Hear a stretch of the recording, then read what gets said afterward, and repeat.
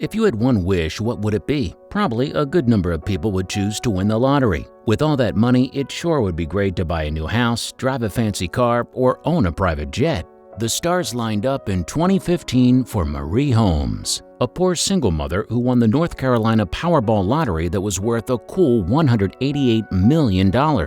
However, after a series of events that cost Holmes a lot both financially and emotionally, she may have wished that she never won the lottery in the first place. Hello, wonderful people. I'm Jamie Buck from WonderBot, and here is Lottery Win Turns Out to Be Disaster. Before we begin, make sure you smash the like button, subscribe to our channel, and click the notification bell for more amazing videos.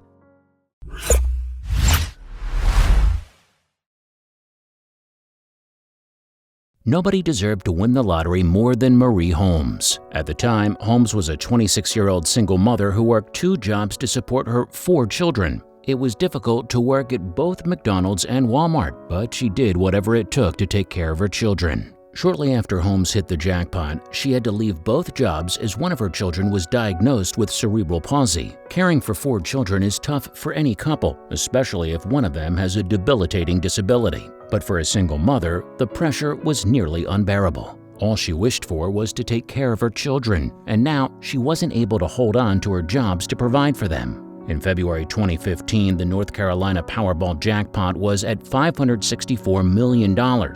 So she got herself a ticket for a few dollars at a local gas station. Not long after she got back to her trailer home, did she find out that she held the winning ticket. When asked how she felt after winning, Holmes said, "I thought I was going to have a heart attack when I saw the ticket and checked it." Because 2 other people also had winning tickets, Holmes only won a third of the jackpot. What is the most you have ever won on a lottery ticket? $50? $100? Because the vast majority of lottery wins are nothing life-changing. The Lottery Commission authorizes the places that sell lottery tickets to pay winnings up to $599. All big winners, such as Marie Holmes, who had just won $188 million, need to go through a long process to claim their winnings. Lottery winners need to fill out their paperwork to verify the magic ticket. Then there is a waiting period for the funds to be dispersed. And lastly, winners need to decide whether they want the money in a lump sum or to receive it in installments over 30 years. The hardest choice the overnight multimillionaire has is whether to take their millions in a lump sum payment or spread it out over a set period of years. Marie Holmes had the option of taking the $188 million spread out over 30 years, or take the lump sum of $127 million.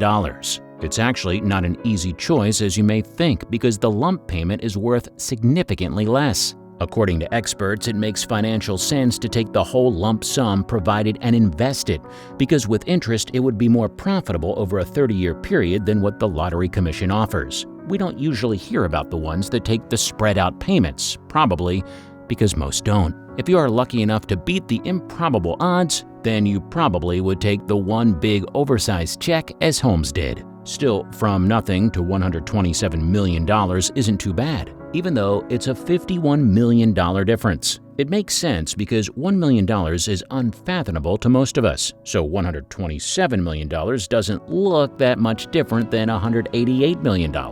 Little did Holmes know that the deductions didn't end there. Lottery winnings are taxed as if they were income, both on the federal and state level. On lump sums, the state of North Carolina takes 5.8%, and the federal government takes a minimum of 25%. Sometimes they take up to 39.6% if the winnings qualify for the highest tax bracket.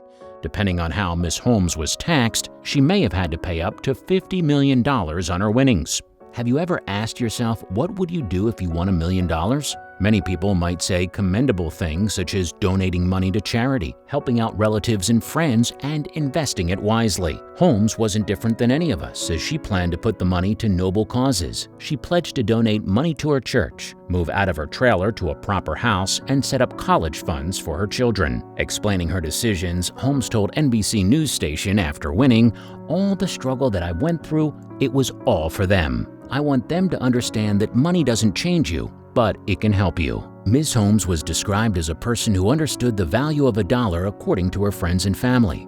After all, she was a single mother who worked 2 jobs at McDonald's and Walmart to support her 4 children, one of whom had cerebral palsy. Even though she now had the ability to own a fleet of planes from her lottery winnings, nobody thought she would take it for granted. Despite all of this, money changes people, especially if it is a case of rags to riches. The person who everyone believed deserved it the most soon would be the one everyone turns on. Winners of the lottery need financial counselors much more than already established multimillionaires who already know how to invest money wisely. With that much money, it seems impossible to ever blow it. But as many financial experts will say, that if it is not properly invested, then even this mind-boggling amount of money can disappear in the blink of an eye. Ms. Holmes understandably had to do things that benefited herself and her children's standard of life. But there were some very dubious decisions that she made that made her go down the wrong road.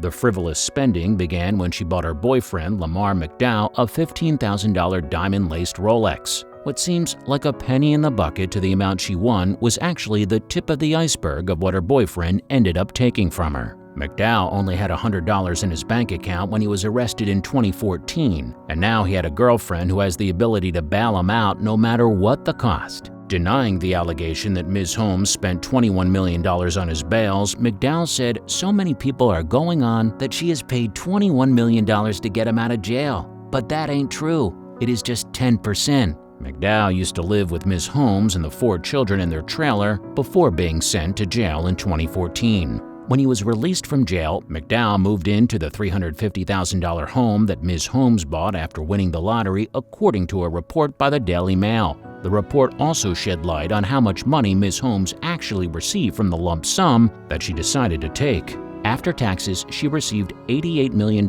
which is a far fetch from the original $188 million she won. Again, for someone that comes from rags to riches, $88 million is still a mind-boggling amount of money. But Ms. Holmes would soon learn that a loss of $100 million makes a big difference. What happens next is not surprising. After Ms. Holmes became famous for her lottery winnings, friends, family, and many others were calling her to borrow some money or for a straight-up handout. After all, what's $10,000 for a good friend? What's a new home for an aunt that bought your favorite toy in preschool? The couple was constantly beleaguered for their money, even though their friends and family were coming to her with good intentions. It got to the point that every time McDowell fielded a call, Holmes would say to him, "When money comes, there are more problems." How right she was. After the big jackpot win, Ms. Holmes and her boyfriend, who were persons of color, moved out of their trailer home into a very expensive home in an affluent white neighborhood. Sadly, racial prejudice is still alive and well in the world, and the couple was constantly harassed by their neighbors both subtly and not so subtly. One neighbor set up a camera to record everything we were doing. If I was driving down the road and going at the speed limit, they would wave at me for going too fast. They did not want us there. They were prejudiced, McDowell told the Daily Mail. The Pleasant Hill Missionary Baptist Church was Ms. Holmes' sanctuary ever since she was a kid. She took the church's teachings to heart and tried to exemplify them in her day-to-day life. To display her gratitude to God and the church, Ms. Holmes pledged 10%, also known as a tithe, of her winnings to charity. Perhaps if Ms. Holmes was able to claim her winnings anonymously and had kept a secret of her charitable donations, then no one would have been able to take advantage of her good heart. Unlike other states, all big lottery winners' names are published for the public record in North Carolina by law. 10% of $88 million is a lot of cash, and even the noblest institutions could use that staggering amount of money for unnecessary things. Still, Pleasant Hill Missionary Baptist Church was a strong pillar in her life, and according to a press release, the first thing she promised was to tithe or give a tenth of her winnings to charity. To get things started, she donated $7,000 to the church that she and her family had gone to for years. The church used the money for long overdue needed repairs. A pastor named Kevin Matthews, who was not affiliated with Pleasant Hill Missionary Baptist Church, started to get involved with Ms. Holmes and her family.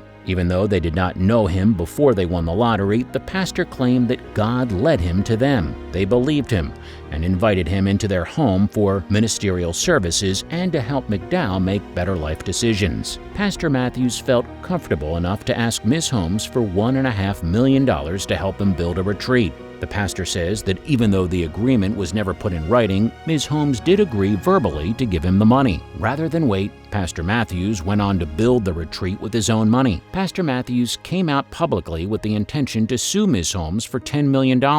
Where he got that figure from remains a mystery considering the resort cost only $1.5 million.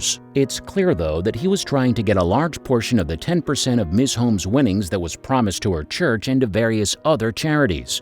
Considering nothing was put in writing, Kevin Matthews didn't have much of a case. Brazenly, Matthews claimed, "Because of the emotional distress and mental stress they put on me, though, I had to start taking more medicine for anxiety and depression due to this situation." When the story hit the headlines, the public was outraged at the nerve of the greedy pastor who was going after a noble church-going woman. People called out the fraudster for what he was, and even one YouTuber published a series of videos titled, "F you, Kevin Matthews." In most probability, any sane lawyer wouldn't take up the case because there was no written contract between Ms. Holmes and Pastor Matthews. Dubiously, the pastor refused to give his lawyer's name to a reporter because the motion hasn't been completed.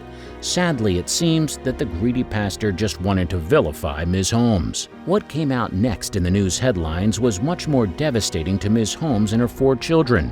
Somehow it was picked up that her ex-convict boyfriend was cheating on her. Reports kept creeping in that Ms. Holmes chose to pay off McDowell's mistresses instead of kicking him to the curb. A video went viral on Facebook where an unnamed woman claimed that not only was McDowell cheating on Ms. Holmes, he was also taking money from her to pay for sexual favors from other women. It takes an incredible person, whether rich or poor, to pick themselves up when misfortune falls. Despite all the wealth and the negative headlines, Ms. Holmes found the strength to not give up. The lottery winner turned to an inspirational woman to help her take control of her life again. With her life spiraling out of control, Ms. Holmes made an appearance on the Leonla Fix My Life talk show. The show can be found on the Oprah Network, which features relationship expert Leonla Van Zant, a well-known author, motivational speaker, and a life coach. Some people choose numbers that are considered lucky for their lottery ticket. It's not uncommon to find people using their child's birthday or wedding date on the magic ticket that could change their lives forever. During Ms. Holmes' appearance on the Leonla Fix My Life talk show,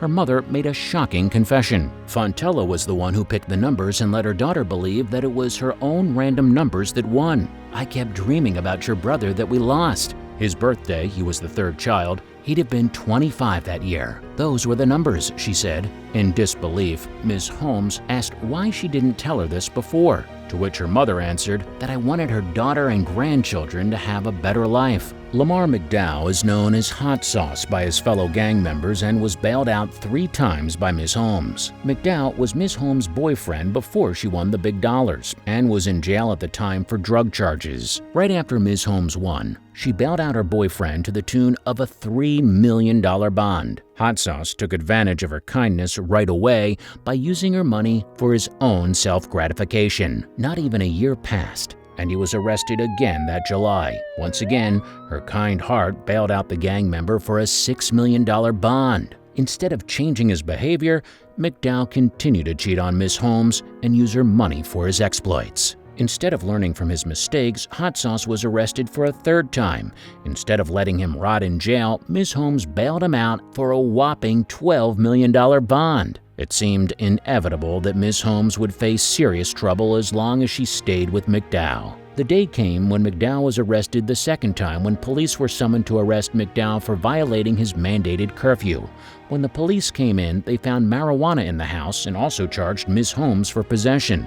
Sadly, this all took place in front of her children. Marijuana use has become very common in the United States, but sadly, the black community are demonized for it and they are 3 times more likely to get arrested for possession. The legalization of recreational marijuana is only offered in 10 states, and the use of medical marijuana is allowed in 30 states. Unfortunately for Ms. Holmes, any forms of use are prohibited in North Carolina. The 3-time convict was not happy that his girlfriend was being bashed in the newspapers for posting his bail 3 times. McDowell told the Daily Mail, "We are a couple and I am the father of her youngest child. This is what people do for each other. She has the money and she can do what she wants with it. If I had the money, then I would do the same for her. People are just jealous because of how much money she won, and people want to see me locked up in jail," he said. In the middle of taping Leonla Fix My Life, 2 more bad things made headlines. After her mother confessed to what happened with the numbers on the lottery ticket, relatives and friends started to accuse Ms. Holmes of stealing the ticket from her mother. It did not matter to them that Fontella said on the show that she gave it willingly.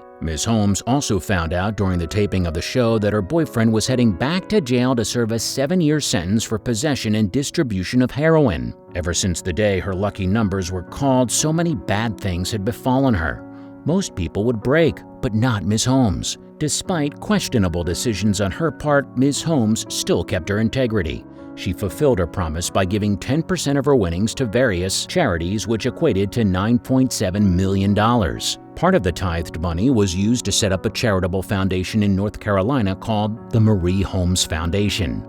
The foundation is mirrored after her life's experiences before winning the lottery. As a single mother, she worked 2 very low-wage jobs. It was very difficult for Ms. Holmes to provide for her 4 children, especially with the medical bills for the child that has cerebral palsy. The Marie Holmes Foundation provides for underprivileged children in struggling families. The charity often holds large events where school supplies and toys for the holiday season are given out. Isn't she a Christian? Ms. Holmes is a devout Catholic, which would make it strange to some that she even bought a ticket because the Christian church frowns upon gambling. But it's hypocritical to believe so, according to one pastor who told the Christian Post, "You can't be against the lottery, but your youth department is doing a raffle." Same thing, Pastor, same thing. You can't be against the lottery, and you have a prize of $500 for whoever brings the most people on Family and Friends Day, he said. Money is the devil. In the same article in the Christian Post, another pastor cited biblical sources that indicated that money is the source of evil. Now, having said that, let me tell you that the biblical principles that would dissuade a Christian from gambling are several. First, we must guard against our love of money. In Scripture, there are instances of casting lots, but usually not for material gain. It rather emphasizes the sovereignty of God. For example, Proverbs 16:33 says, "The lot is cast into the lap, but its every decision is from the Lord," he said. A word of advice. In this story, Ms. Holmes went from rags to riches in a very short period of time, and a few good things and many bad things followed suit.